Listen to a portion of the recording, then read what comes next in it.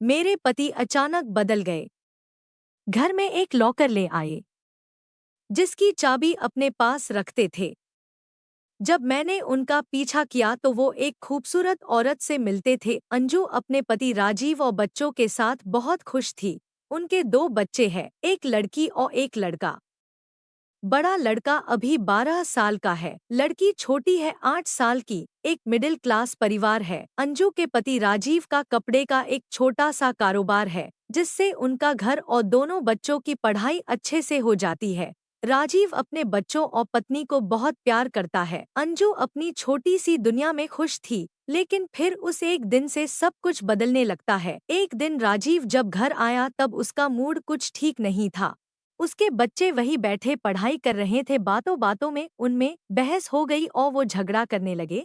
राजीव वही बैठा था और अपने ही ख्यालों में खोया था। उनको झगड़ता देख राजीव को गुस्सा आ गया। उसने उठकर अपने बच्चों को एक एक तमाचा लगा दिया। अंजू किचन में से आई। बच्चों और अंजू के लिए यह बात बड़ी ही आश्चर्य की थी, क्योंकि राजीव ने आज से पहले कभी अपने बच्चों को मारना तो दूर की बात जोर से डांटा भी नहीं था। हमेशा उन्हें प्यार से समझाया था, लेकिन आज उसे क्या हो गया था। अंजू ने राजीव से बात की, क्या हुआ, आपको कुछ बात है क्या? लेकिन वो गुस्से में कुछ नहीं बोलकर वहां से चला गया। अंजू को पता चल गया था कि जरूर कोई बड़ी बात है जो राजीव को परेशान कर रही है। कुछ दिन राजीव का स्वभाव ऐसा ही रहा। इस दौरान राजीव अपनी चीजों को लेकर भी कुछ ज्यादा ही पर सनल हो गया था। उसने अपना एक अलग लॉकर रख लिया था जिसकी चाबी उसी के पास रहती थी। अंजू को यह पता था कि राजीव उसमें कुछ रखते हैं, लेकिन वो राजीव से इस बारे में बात नहीं कर रही थी। उसे लगा कि शायद वो इस बारे में पूछेगी तो कहीं वो बुरा नहीं मान जाए। ऐसे ही आजकल उनका मूड कुछ सही नहीं रहता है, इसलिए उसने इस बारे में बात ही नहीं निकाली। राजीव कुछ दिनों से अब अकेला रहने लगा था, ज्यादा बातें नहीं करता बच्चों से भी। अंजू को यह बात खटकने लगी। एक दिन जब राजीव अपने लॉकर में कुछ रख रहा था तब अंजू वहां आ गई। अंजू के देख उसने झट से सबसे पहले लॉकर को बंद किया। अंजू ने पूछा, क्या हुआ, ऐसा क्या है जो आप छिपा रहे हैं? क्या हो गया है आपको? कुछ बात है तो बताइए। राजीव ने कहा, कुछ नहीं, कुछ होगा तो मैं तुम्हें बताऊंगा, ऐसा कुछ है ही नहीं। अंजू को अब चिंता सताने लगी कि उसे अपने पति का बदला रूप साफ दिखाई दे रहा था। घर में शांति ना हो तो उसका असर सब पर पड़ता है। करीब 1 महीने तक उसके पति का यही रूप रहा, लेकिन 1 महीने बाद अचानक वो फिर से बदलने लगा। पहले की तरह ही अपने बच्चों से बात करने लगा। शांत और सरल पहले से भी ज्यादा हो गया। अंजू खुश तो थी, लेकिन उसके मन में अभी शंका और संकोच तो बना ही हुआ था कि अपने पति के इस तरह के बदलाव से उसके मन में अभी तक दुविधा थी। सब कुछ धीरे धीरे फिर पहले जैसा होने लगा, लेकिन अभी भी राजीव अपने लॉकर को नहीं छोड़ता था।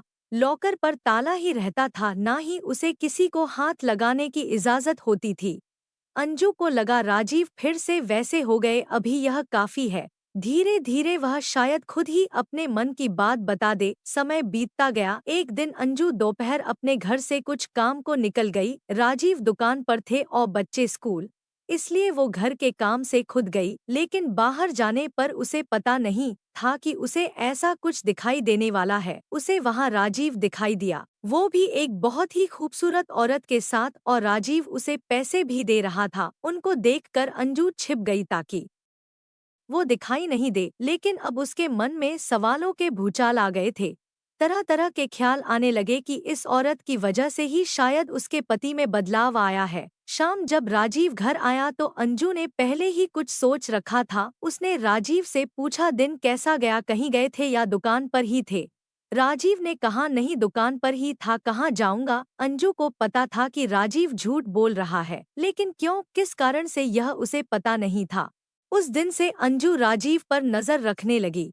वो बीच बीच पर दुकान जाती थी और राजीव का फोन चेक करती थी, लेकिन अगले 1 महीने तक उसे कुछ नहीं मिला। राजीव ना तो उस औरत से मिला, ना ही कुछ और। लेकिन फिर महीने की 1 तारीख वो उससे फिर मिलते दिखाई दिया और उसे पैसे देता दिखा। अंजू को फिर समझ नहीं आया कि आखिर यह बात क्या है। कुछ महीनों तक उसे देखा कि और उसे पता चला कि राजीव हर महीने उस औरत को पैसे देता है।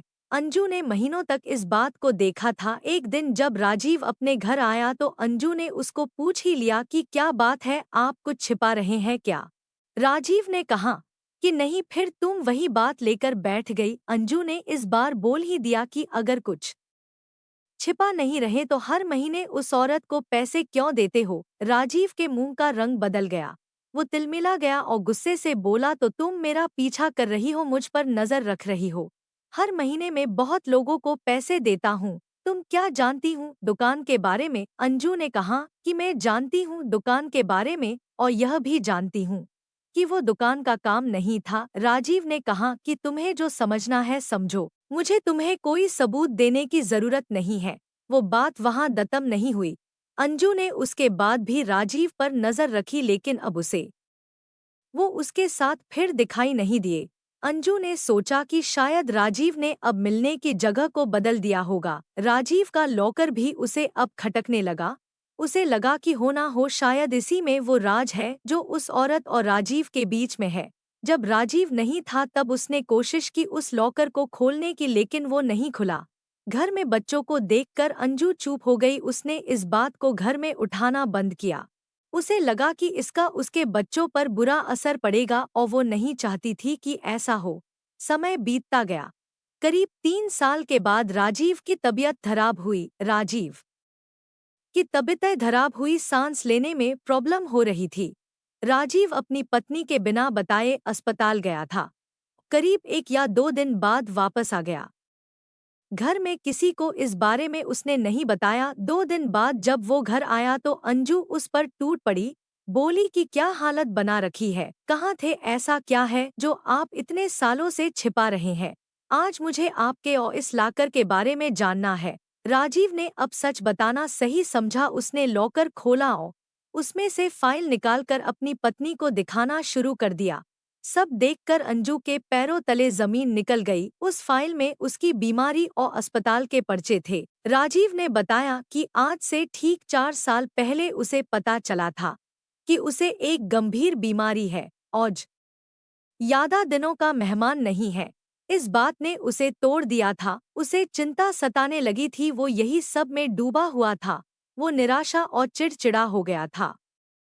यह सब हो ही रहा था कि एक दिन दुकान के सामने उसे एक औरत दिखाई दी जो कि भीख मांग रही थी। उसे देखकर उसे दया आ गई। उसने उससे पूछा कि क्या हुआ बहन, देखने से लगता है कि तुम अच्छे घर की हो और फिर सड़क पर इस तरह भीख मांग रही हो। उस औरत ने अपनी कहानी सुनाई। कहा कि वो अनाथ थी। उसके पति ने उससे शादी की, लेकिन उनके देहांत के बाद उसका वहां रहना मुश्किल हो गया था। उसे वहां के लोगों की नियत का पता चल गया था, इसलिए वो कैसे भी बचकर अपने 2 बच्चों के साथ वहां से यहाँ इस नए शहर में आ गई। यहाँ उसे गुजारा और रहना मुश्किल हो रहा है, इसलिए मजबूरन उसे भीख मांगना पड़ रहा है। राजीव को उस समय लगा कि अब उसकी जिंदगी कुछ ही समय की है, इसलिए उसने उसकी मदद करना शुरू किया। उसे और उसके बच्चे के रहने को घर और खाने की व्यवस्था की, साथ ही हर महीने उसे पैसे भी भेजता रहता है। उसने ना सिर्फ उसकी बल्कि औरों की भी मदद करना शुरू किया। राजीव भी आश्चर्य से भरा रह गया था कि इस दौरान उसे पैसों की कमी नहीं रही। साथ ही जो बीमारी उसे कुछ दिनों में खत्म करने वाली थी, उसके इस अच्छे काम की वजह से उसे अभी तक जीवित रखे हुए है। उसने अपनी पत्नी से कहा कि अब मैं अपने घर की जरूरत के बाद जितना हो सकता हूँ मदद करता हूँ। जिसे जरूरत है मुझे अंदर से खुशी मिलती है। शायद यह उन लोगों की दुआ है जो अभी तक मैं जीवित हूँ। अंजू यह सब सुनकर रोने लगी और उसने अपने पति से माफी भी मांगी। उसने कहा कि आप इतना सब कुछ झेल रहे थे और हम आपको कितना गलत समझ रहे थे। अंजू भी राजीव के इस काम में अब उसका साथ देने लगी। इस जिंदगी में कब क्या हो जाए हम में से कोई नहीं जानता। अगर हम किसी के काम आ जाए, किसी को जिंदगी जीने में मदद कर दे, तो उससे बड़ी बात कुछ नहीं है। अच्छे कर्मों और नियत का फल हमेशा अच्छा होता है।